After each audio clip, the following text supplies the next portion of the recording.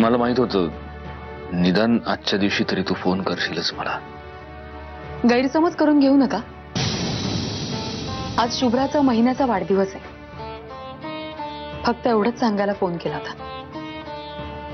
आहे माझ्या लक्षात.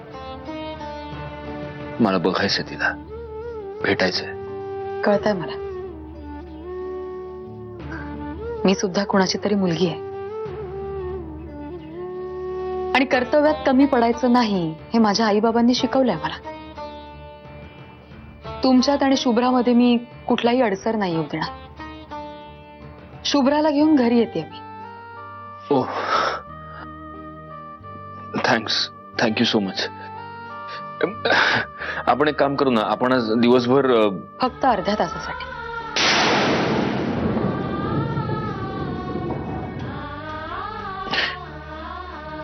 ओके.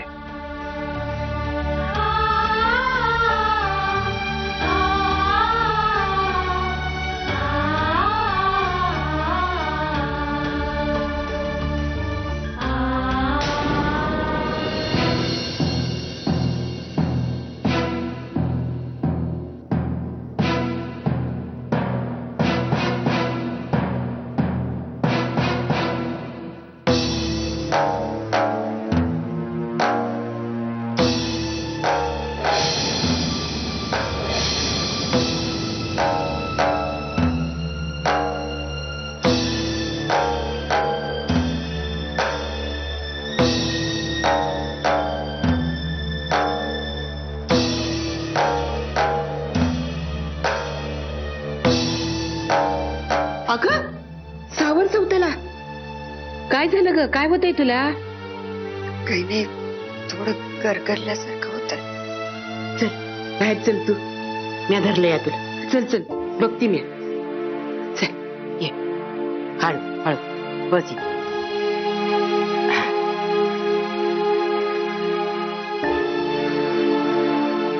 काळजी घ्यायची स्वतःची. हा ये पाणी.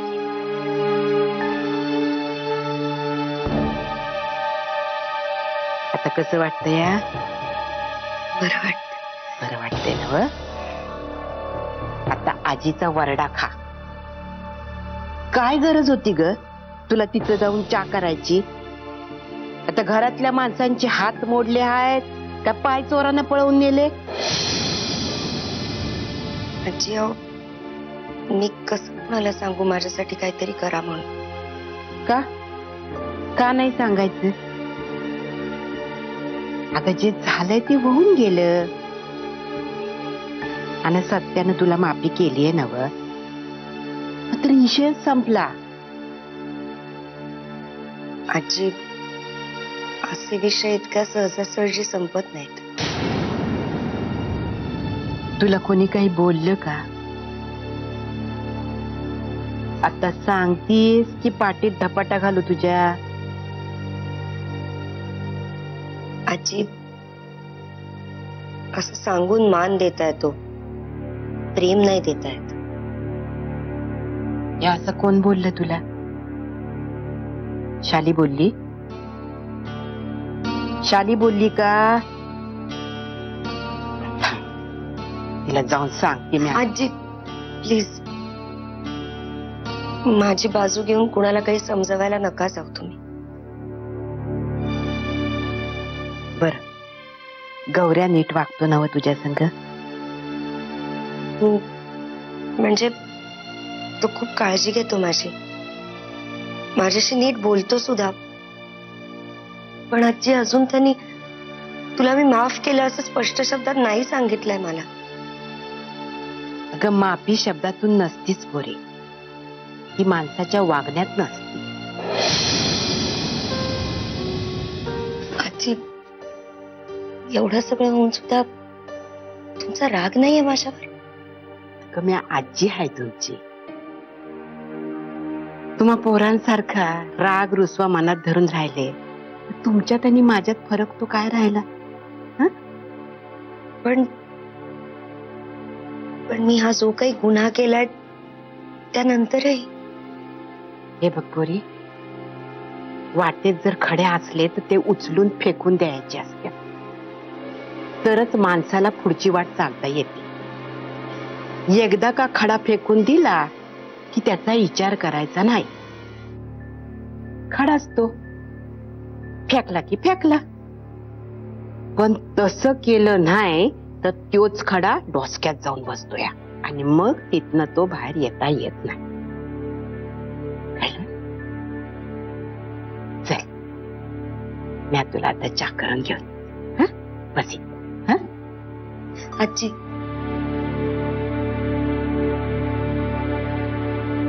अगं शाने ग माझी गोष्ट.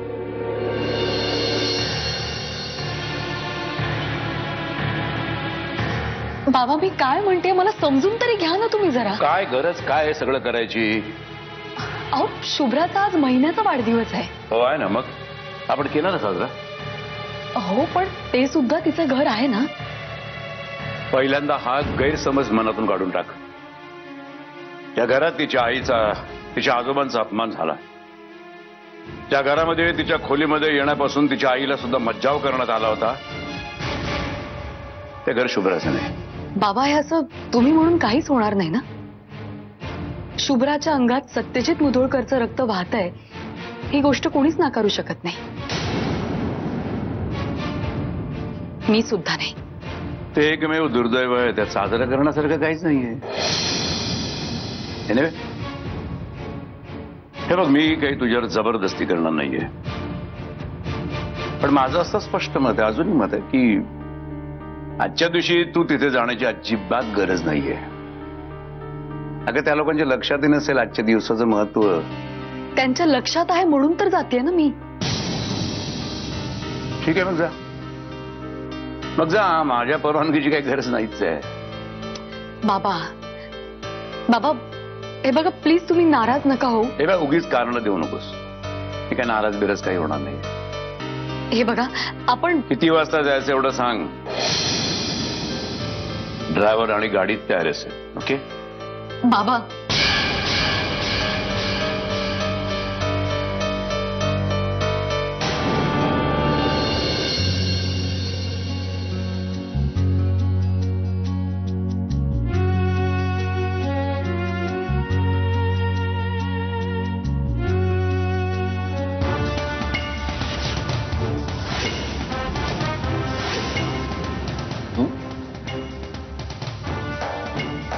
तू कधी आलीस?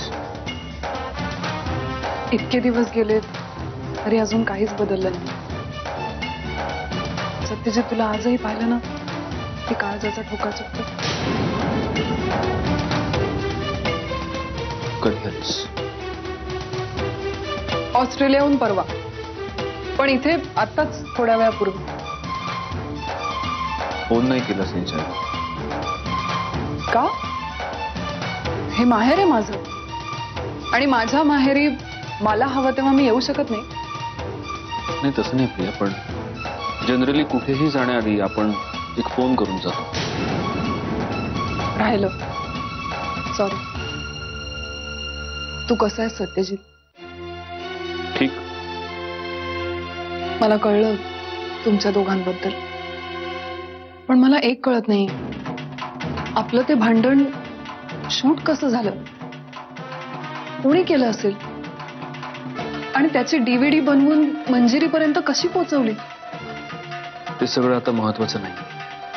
नाही, पण मंजिरीने असं शुभ्राला घेऊन घर सोडणं मला चुकीचं वाटतंय. तुझ्या स्वतःच्या मुलीला तुझ्यापासून तोडण्याचा तिला काहीही हक्क नाहीये. आणि असं तर नव्हतं ना की तू मंजिरीला सोडून माझ्याकडे आला होतास. सत्यजित, जेव्हा मी तुझ्या आयुष्यात होते तेव्हाही तू तिला तोच दर्जा देत होतास जो. प्रिया, या सगळ्यावर जर आत्ता मला चर्चा करायची नसेल तर तुझी काही हरकत नाही. सॉरी. इट्स जस्ट दॅट की मला खरंच खूप गिल्टी वाटतंय. सत्यजित मला सांग ना, मी मी मी काय करू? आय मीन, तुम्हाला दोघांना पुन्हा एकत्र आणण्यासाठी मी खरंच काहीही करायला तयार आहे. मी तिची माफी मागू का? तू म्हणत असेल तर मी तिचे पाय धरते आणि तिला सांगते की. नाही, ते सगळं करायची काही गरज नाहीये. तू आणि सुहास दिल्लीला परत कधी जा? काय माहिती नाही, म्हणजे सुहासला हेड ऑफिस मधून अजून फोन नाही आला. तुम्ही दोघं जेवढ्या लवकर इथून लांब जाल तेवढं बरं आहे सगळ्यांसाठीच. सत्यजित, मी तुझ्यापासून लांब राहण्याचा विचारच करू शकत नव्हते, आणि अशा या परिस्थितीत तर मुळीच नाही. मला माहिती तू तुझ्या जखमा कोणालाही दाखवणार नाहीस, स्वतःच एकटाच सगळं सहन करत राहशील. नाही, असं काही नाही.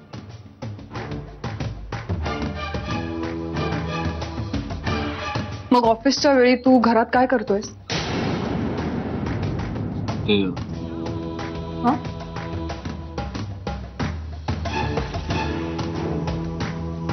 मी सांगते, सध्या तू ऑफिसला जातच नसशील, रात्रभर घराबाहेर फिरत असशील, पहाटे कधीतरी मंजिरीच्या बाबांच्या घराजवळ जाऊन गाडी पार्क करून तिथेच थांबून राहत असशील.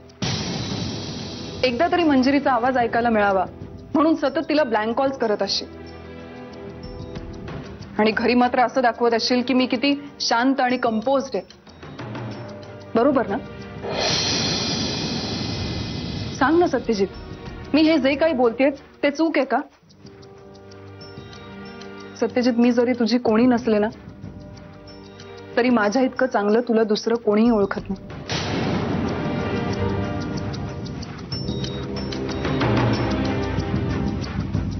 तुझी मंजिरी सुद्धा नाही.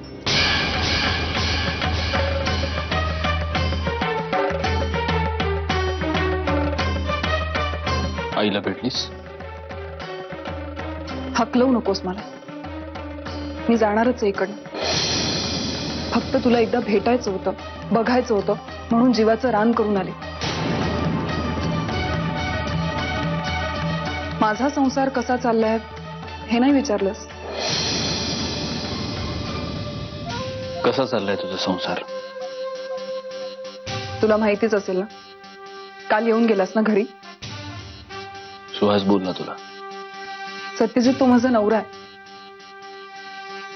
पण तू का केलंस असं? का सगळा आळ स्वतःवर घेतलास? जे मंजिरीला कळलं ते सुहासलाही कळलंच. तुझा संसार वाचावा म्हणून माझ्यासाठी एवढं सगळं करतोस आणि तरीही माझ्यावर असलेलं प्रेम नाकारतोय.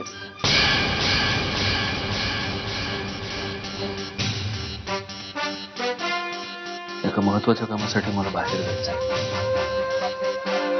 जेव्हा घरी परत येईन तेव्हा नसशील कदाचित. पुण्याला जाताना नीट जा. बाय.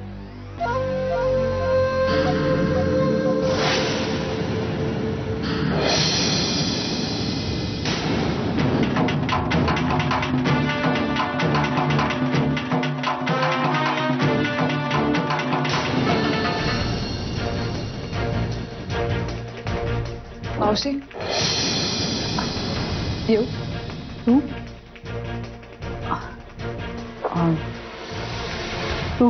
तू कधी आलीस? ठीक आहे, आत्ताच. इंडियात परत आल्यावर इथे आल्याशिवाय राहवलंच नाही. सुहासला म्हटलं मी कोल्हापूरला जाऊन येतेच एकदा. एकटीच आलीस का? अगं हो, त्याची कामं काही संपत नाही. प्रिया, तुमच्यात सगळं मस्त आहे, अगदी छान.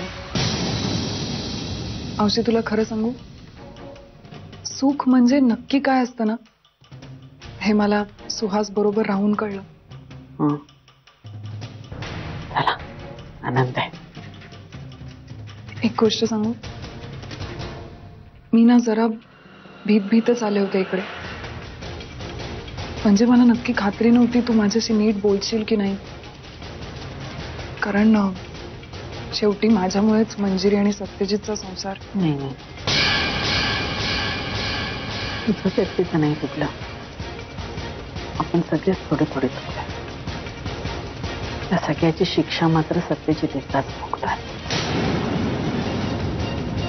बरं, सुहासरावांना काही नाही, अजून तरी काही नाही, पण मी सध्या त्याच दडपणाखाली जगते. मावशी, म्हणजे जर मंजिरीकडून त्याला काही नाही, ती नाही सांगणार. तिनं वचन दिलंय मला तसं. वचन? हो अगं, मी गेले होते सरनाईकांच्या घरी. त्यांना मी विनंती केली की तुमच्याकडून सुहासरावांना काही सांगू नका म्हणून, आणि त्यांनी ती मान्य केली. तू हे सगळं तू माझ्यासाठी त्यांच्या समोर जाऊन हात पसरलीस? तुझी आई असती तर हेच केलं असतं ना.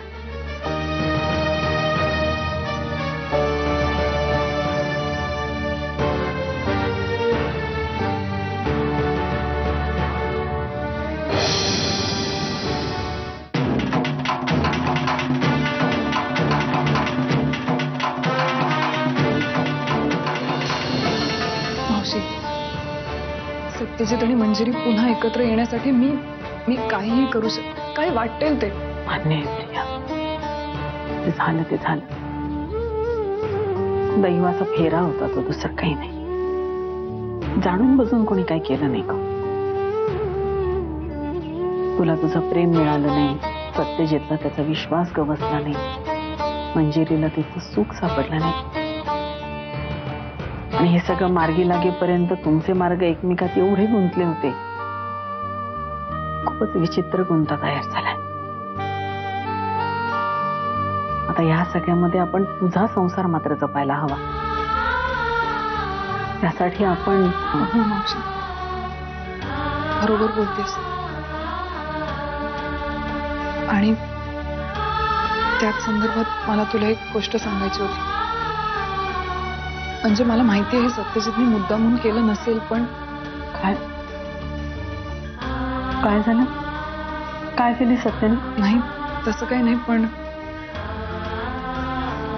तो काही न सांगता न कळवता माझ्या घरी आला होता पुण्याला.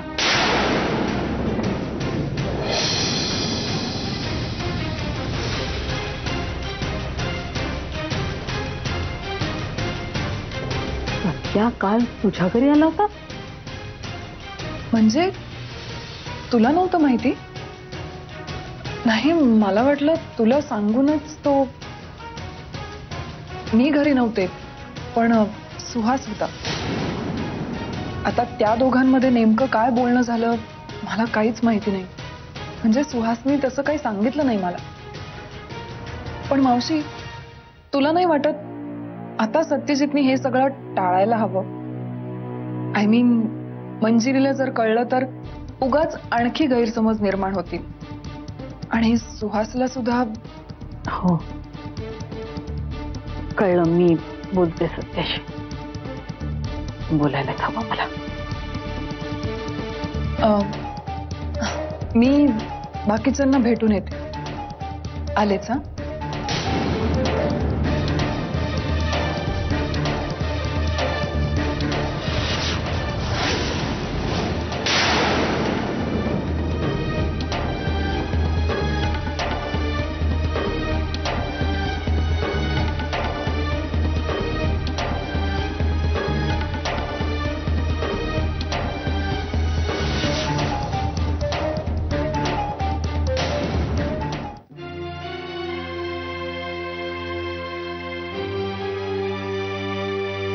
तुम्हालाच भेटायला येत होते. कशा आहात आजी? आजी कासवाच्या पाठीप्रमाणे टणकच आहे. तू सांग. न सांगता सवरता आलीच जणू. सगळ्यांना खूप भेटायची इच्छा होत होती म्हणून आले. जावई बापू ठीक आहेत ना? मस्त, एकदम छान. आता पुण्याला जायला निघालीस? नाही हो आजी, आत्ताच तर आले. अजून 3-4 तासांनी निघेल. नव्या नवरीनं अंधारल्यावर परवाच करायचा नसतो या. अजून तू नवी नवरीच आहेस, लक्षात आहे ना? व काय आजी, कुठली नवी नवरी? महिनाभर उलटून गेलाय लग्नाला. महिनाच उलटलाय ना? व समजा आयुष्य उलटायचं आहे अजून, आणि ते जर व्यवस्थित जायचं असेल तर काही गोष्टी जपाव्या लागतात बाई माणसाला.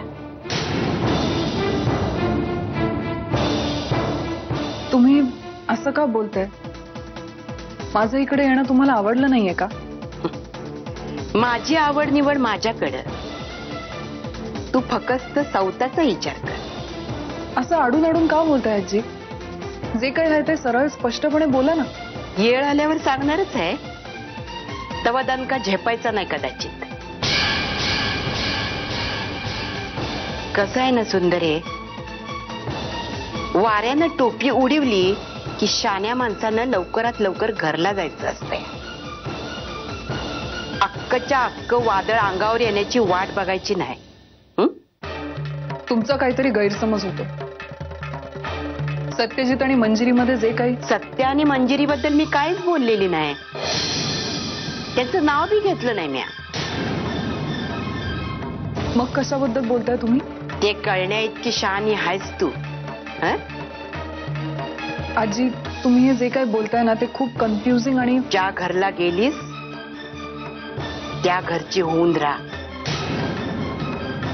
आता हे घर तुझ्यासाठी परक आहे. आजी, मला माहिती नव्हतं माझ्या इथे येण्याने तुम्हाला इतका त्रास होतो. मावशीला मी आई मानते आणि त्याच हक्काने आले होते. लगीन झाल्यानंतर सख्खी आई बी परकी होती. इतरांसाठी असेल, मी नाही मानत तसं. येळेत निघालीस तर अंधार पडायच्या आत पुण्याला पोचशील. निघतेच आहे. बेतानं जा आणि जावई बापूसनी माझा आशीर्वाद नक्की सांग. नक्की सांगेन. कुठं निघालीस? आत्याला भेटून जाते आजी. ती तुळशीपाशी आहे बाहेर.